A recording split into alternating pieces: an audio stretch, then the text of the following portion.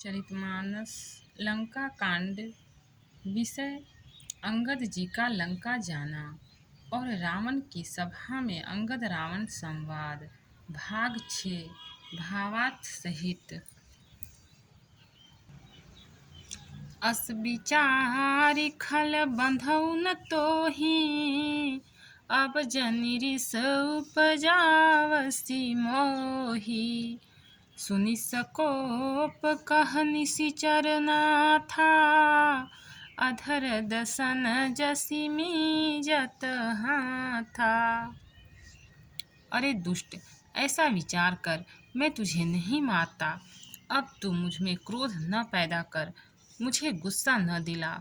अंगद के वचन सुनकर राक्षस राज रावण दांतों से होठ काटकर क्रोधित होकर हाथ मलता हुआ बोला, रे कपियधाम मरन अब चहसी, छोटे बदन बात बड़ी कहसी। कटु जल पसी जड़ कपि बलता जाके, बल प्रताप बुद्धि तेजनता के। अरे नीच बंदर, अब तू मरना ही चाहता है, इसी से छोटे मुंह बड़ी बात कहता है। अरे मूर्ख बंदर, तू जिसके बल पर कड़वे वचन बक रहा है, उसमें बल प्रताप बुद्धि अथवा तेज कुछ भी नहीं है। दोहा। अगुन अमान जानिते हैं, दीन्ह पिता बनवास। सो दुख रुजुबती बिरहा, पुनि निसि दिन मम त्रास। उसे गुणहीन और मानहीन समझकर ही तो पिता ने वनवास दे दिया। उसे एक तो वह उसका दुख, उस पर युवती स्त्री का विरह, और फिर दिन रात मेरा डर बना रहता है। जिन्हके बल कर गर्भ तोहि, ऐसे मनुज अनेक। खाहि निशाचर दिवस निशि, मूढ़ समुझू तज टेक। जिनके बल का तुझे गर्व है, ऐसे अनेकों मनुष्यों को तो राक्षस रात दिन खाया करते हैं। अरे मूढ़, जिद छोड़कर समझ विचार कर। जब तेहि कीन्ही राम कै निंदा, क्रोधवंत अति भयउ कपिंदा। हरिहर निंदा सुनई जो काना, होई पाप गोघात समाना। जब उसने श्री राम जी की निंदा की, तब तो कपि श्रेष्ठ अंगद अत्यंत क्रोधित हुए, क्योंकि शास्त्र ऐसा कहते हैं कि जो अपने कानों से भगवान विष्णु और शिव की निंदा सुनता है, उसे गोवध के समान पाप होता है। कटकटान कपि कुंजर भारी, दुहु भुज दंड तमकि मही मारी। डोलत धरनी सभासद खसे, चले भाजी भय मारुत ग्रसे। वानर श्रेष्ठ अंगद बहुत जोर से कटकटाए, शब्द किया, और उन्होंने तमक कर जोर से अपने दोनों भुजदंडों को पृथ्वी पर दे मारा। पृथ्वी हिलने लगी, जिससे बैठे हुए सभासद गिर पड़े और भय रूपी पवन भूत से ग्रस्त होकर भाग चले। गिरत संभारी उठा 10 कंधर, भूतल परे मुकुट अति सुंदर। कछु तेहि लय निज सिरनि संवारे, कछु अंगद प्रभु पास पबारे। रावण गिरते गिरते संभल कर उठा, उसके अत्यंत सुंदर मुकुट पृथ्वी पर गिर पड़े। कुछ तो उसने उठाकर अपने सिरों पर सुधार कर रख लिया, और कुछ अंगद ने उठाकर प्रभु श्री रामचंद्र जी के पास फेंक दिए। आवत मुकुट देखि कपि भागे, दीन्हि लूक परन विधि लागे।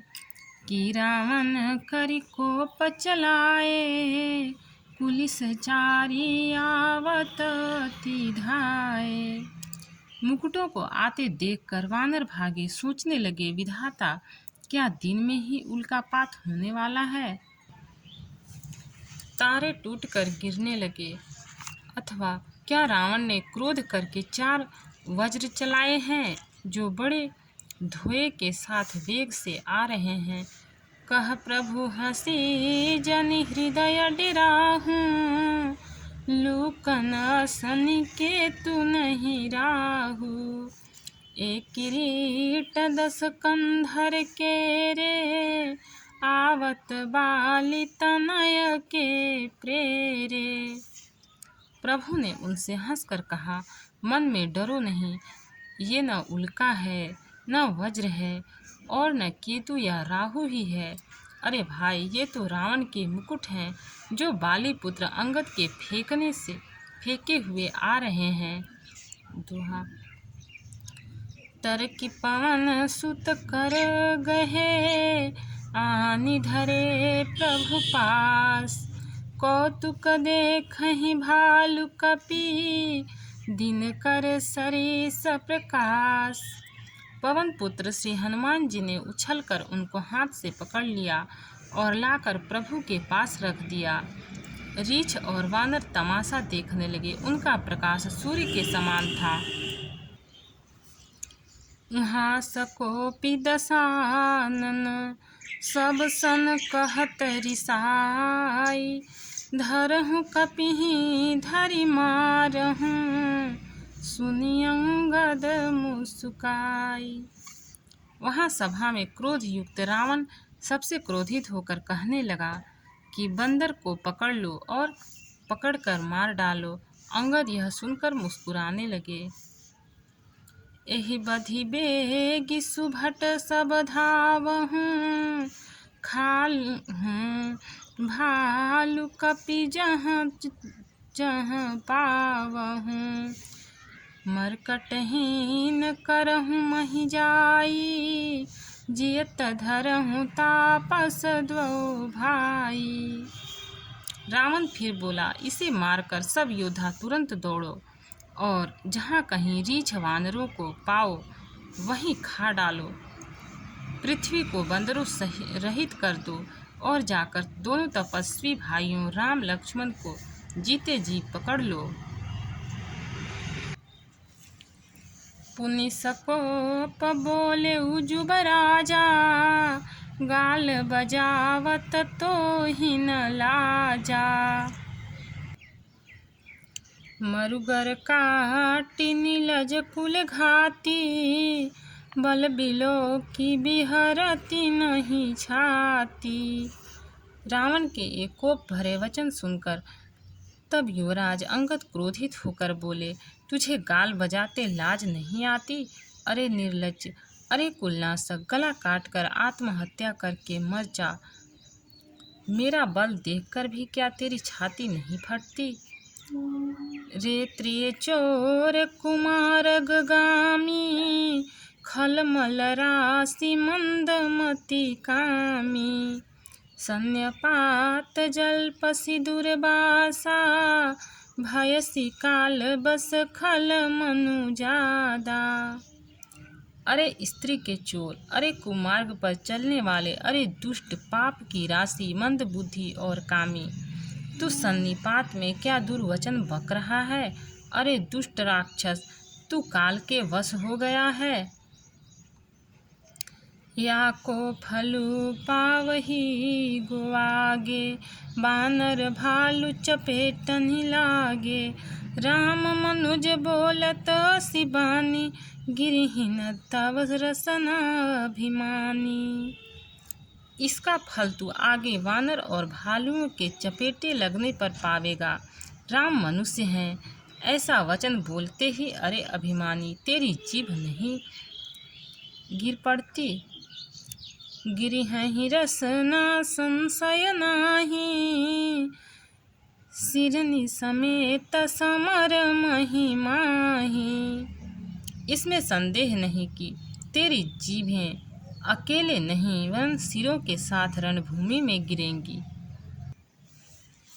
सो नर क्यों दस कंध बाली, बधियो जेहि एक सर।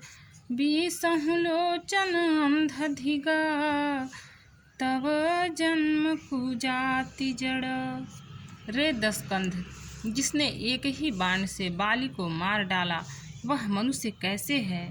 अरे कुजाति, अरे जड़, 20 आंखें होने पर भी तू अंधा है, तेरे जन्म को धिक्कार है। तव सोनित की प्यास, तृषित राम सायक निकर। तजऊँ तो ही त्रास कटु, जलपक निशिचर अधम। श्री रामचंद्र जी के बाण समूह तेरे रक्त की प्यास से प्यासे हैं, वे प्यासे ही रह जाएंगे इस डर से। अरे कड़वी बकवाद करने वाले नीच राक्षस, मैं तुझे छोड़ता हूँ। मैं तव दसन तोरी बेलायक, आयसु मोहिन दीन्ह रघुनायक। असिरिस होति दसों मुख तोरा, लंका गही समुद्र महाबोरा। मैं तेरे दांत तोड़ने में समर्थ हूँ, पर क्या करूँ, श्री रघुनाथ जी ने मुझे आज्ञा नहीं दी। ऐसा क्रोध आता है कि तेरे 10 मुंह तोड़ डालूं और तेरी लंका को पकड़कर समुद्र में डुबा दूं।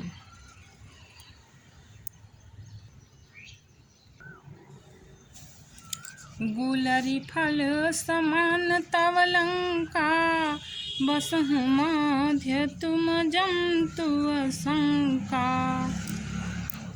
मैं बानर फल खात न बारा, आयसु दीन्ह राम उदारा।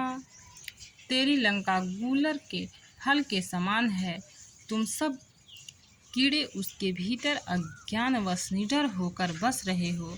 मैं बंदर हूँ, मुझे इस फल को खाते क्या देर थी, पर उदार कृपालु श्री रामचंद्र जी ने वैसी आज्ञा नहीं दी।